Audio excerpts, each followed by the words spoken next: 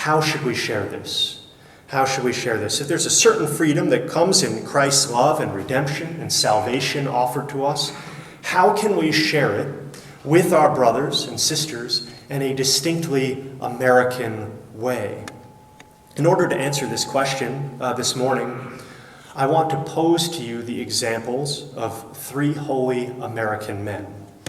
Each of these three men believed in faith and freedom with all their hearts. They had an incredible desire and sense of duty to share the goodness of God with others, especially those who needed it most. And each of these men went about the mission of sharing this goodness in totally different ways. I think you'll find that these men are relatable. Why? Because they're like us. They're like us. They lived in this country. They embraced our values. They rooted for our sports teams. They listened to our music. And they shared the gospel from a place of humility. Isn't that the American way?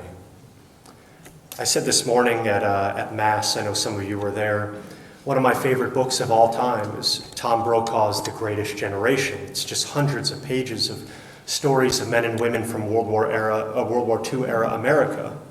Men and women just making humble sacrifices for the good of others, most of whom they had never even met.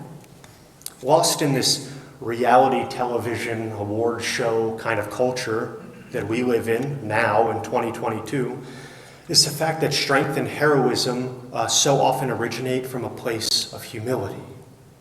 Most of us will never fill an arena while we share the gospel, right? Most of us will never gain fame and fortune by sharing Jesus with others, and that's a good thing. I think that's a good thing.